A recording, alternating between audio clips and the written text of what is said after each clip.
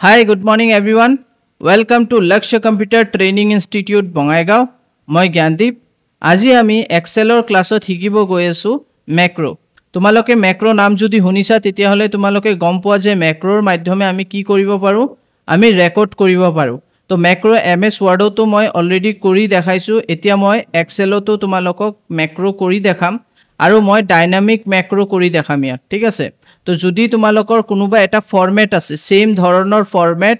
হে ফৰম্যাটটো বাৰবাৰ যদি বনাব লাগে হেতুত কি হয় আমাৰ টাইম ওয়েস্ট হয় ঠিক আছে আমি কিয় ইমান টাইম দিব লাগে এটা ফৰম্যাট বনাবৰ কাৰণে তো আমি যদি হে ফৰম্যাটটো এবাৰ যদি ম্যাক্ৰোৰ মাধ্যমে ৰেকৰ্ড কৰি লওঁ তেতিয়া হলে আমাৰ হে ফৰম্যাটটো আমি কি কৰিম ডাইৰেক্টলি বেলেগ শীটত এপ্লাই কৰিব পাৰো তেতিয়া হলে আমাৰ বাৰবাৰ হে ফৰম্যাট ম্যানুয়ালি বনাব নালাগে আমি এবাৰ বনাই লম আৰু বাৰবাৰ হেতু বেলেগ বেলেগ শীটত তুমি এপ্লাই কৰি থাকিবা ঠিক আছে তো এই বস্তুটো কৰিবৰ কাৰণে তোমাৰ ম্যাক্ৰো ইউজ কৰিব লাগিব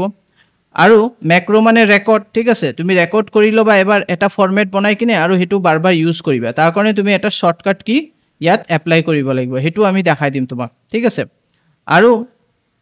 ইয়াত কি এতিয়া আমি ডাইনামিক কৰিম ডাইনামিক কৰিলে কি হ'ব তোমাৰ ডেটা ফরম্যাট সেম হবো কিন্তু তোমার ডেটা বেশি কম হবো পারে কিন্তু তোমার অ্যানসার পারফেক্টলি উলাবো ঠিক আছে তোমার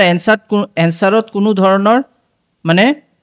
ভুল নোলায় তো আমি হেতু কাৰণে ডাইনামিক ম্যাক্ৰো এপ্লাই কৰিম তো বলা কেনেকে ডাইনামিক ম্যাক্ৰো আৰু ম্যাক্ৰো কৰিব লাগে এই গুটে প্ৰসেসটো মই এতিয়া তোমালোকক স্টেপ বাই স্টেপ কৰি দেখাম তো আৰম্ভ কৰো আজিৰ ক্লাসটো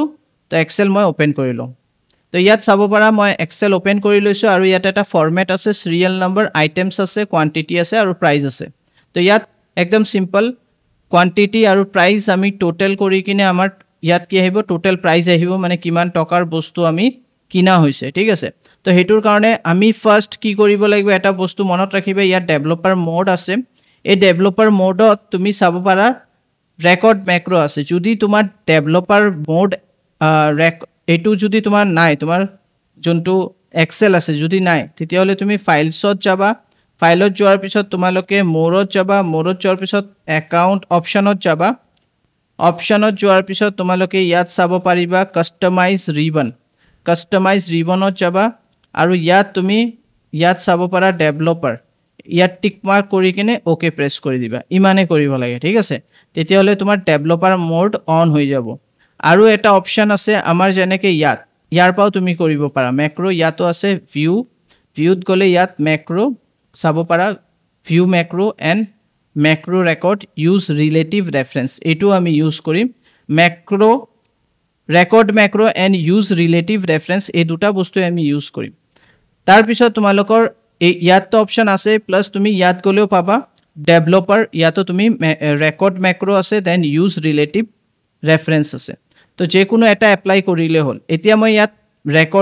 ৰেকৰ্ড ম্যাক্ৰো এতিয়া যোনটো মই দেখাব গৈ আছো এটো তোমালোকক মই সিম্পলি কি কৰি আছো সিম্পলি তোমাক এটা ফৰম্যাট মই বনাই আছো এই ফৰম্যাটটো আমি ৰেকৰ্ড কৰিম আৰু বেলেগ এৰিয়াত या বেলেগ শীটত মই এটো এপ্লাই কৰি দেখাম তো প্ৰথমত আমি নৰমাল ম্যাক্ৰো কৰি চাও তো ফাৰ্স্ট আমি ইয়াত ৰেকৰ্ড ম্যাক্ৰোত ক্লিক কৰিম ইয়াত তোমাৰ ম্যাক্ৰো নেম 3 আহি গৈছে তুমি নাম এটা দি দিয়া মনত ৰাখা নাম দি দিবা মানিলো ইয়াত তুমি দি দিলা ৰেকৰ্ড 1 ঠিক আছে দেন তুমি ইয়াত এটা কি দিব লাগিব শর্টকাট কি তাৰ মাধ্যমে তুমি ইয়াত এপ্লাই কৰিবা তো ইয়াত মই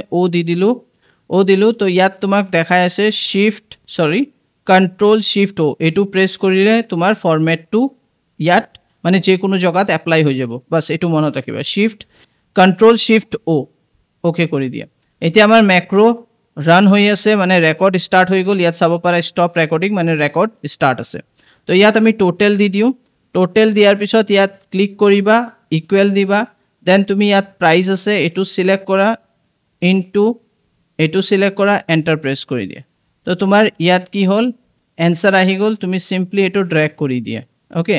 তো ইয়াত চাব পাৰা তোমাৰ কমপ্লিট এনসাৰ আহি গল এতিয়া তুমি এই ফৰম্যাটটো ৰাইট ক্লিক কৰা ইনসাৰ্ট কৰা দেন এটো সিলেক্ট কৰি লোৱা এটো সিলেক্ট কৰাৰ পিছত তুমি হোমত যোৱাৰ পিছত তুমি ইয়াত চাব পাৰা মাৰ্জ এন্ড সেন্টাৰ এটো কৰি দিয়া আৰু ইয়াত তুমি লিখি দিয়া record macro. Okay. তো ইয়াত মই record macro লিখি দিলো তোমালোকৰ বুজাৰ কাৰণে just heading দিছো nothing else মই বেলেগো দিব পাৰো কিন্তু মই ইয়াত এতিয়া ফৰমেট টু চেঞ্জ কৰি আছো মানে ইয়াত কালাৰ দি আছো ইয়াত মই কালাৰ দি দিলো দেন মই এবিলাক ইটালিক কৰি কিনে বোল্ড কৰি দিলো দেন ইয়াতো মই এটা ব্লু কালাৰ দি দিলো এন্ড ইয়াতো মই এটা ব্লু কালাৰ দি দিও সৰি ব্লু কালাৰ নহয় ইয়াত আমি পিংক কালাৰ লাইট দি দিম এতিয়া আমি তলত ইয়াত মই কি কৰো ইয়াত মই সিম্পলি টোটাল উলাব বিচাৰিছো ইয়াত টোটাল ইয়াত সাম মই ইয়াত সাম লিখি দিও টোটাল সাম কাৰ এই আমাৰ কোৱান্টিটি তো এটোৰ কাৰণে টোটাল সাম এটো আমি উলাব কাৰণে আমি কি কৰিম এতিয়া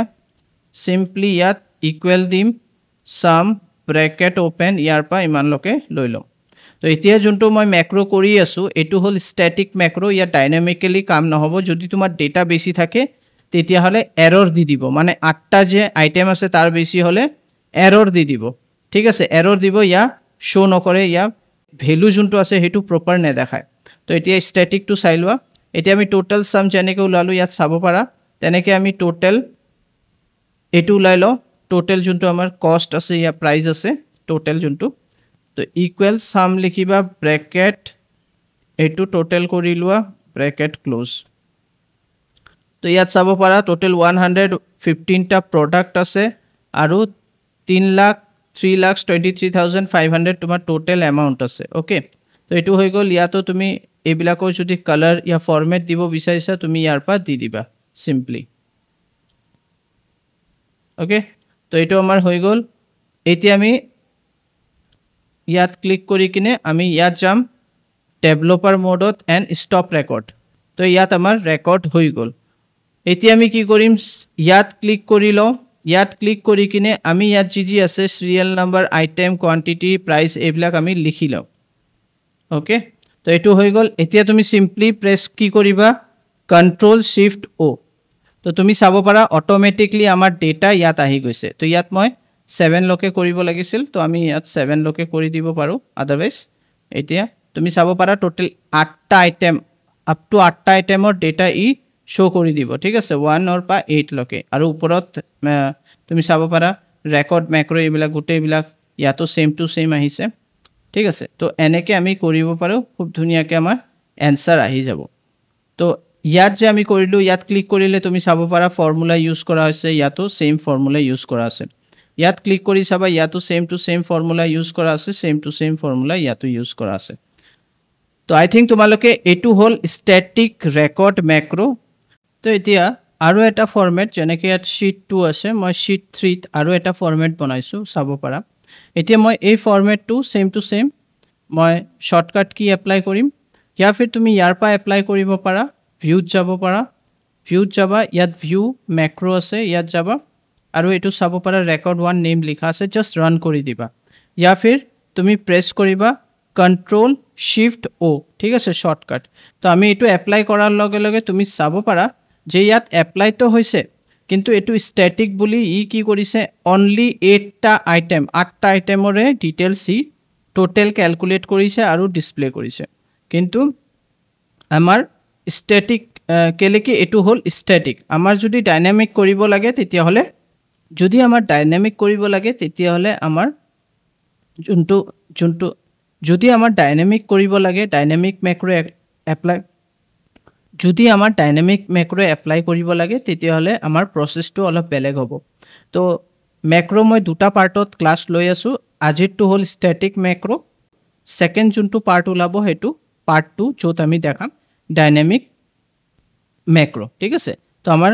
ক্লাসটো অলপ লেন্দি হ'ব তাৰ কাৰণে মই দুটা পাৰ্টত ভাগ কৰি দিছো তো যদি তোমালোকে আমাৰ ভিডিওস বিলাক ভাল পাই আছা ইয়া বুজি পাই আছা লাইক কৰিবা শেয়াৰ কৰিবা সাবস্ক্ৰাইব কৰিবা আৰু ফলো কৰিবা তো আমাৰ যোনটো ইউটিউব চেনেল আছে লক্ষ্য অনলাইন ট্ৰেইনিং আৰু আমাৰ ফেসবুক পেজ আছে লক্ষ্য CTI এন্ড লক্ষ্য ইনষ্টিটিউট যে কোনো পেজ ফলো কৰিব পাৰা আৰু ৰেগুলাৰলি বেসিছত আমি ভিডিওস বিলাক দি থাকো অল আৰ এডুকেশনাল ভিডিও তো মই ইয়াতে সমাপ্ত কৰো thank you bye bye take care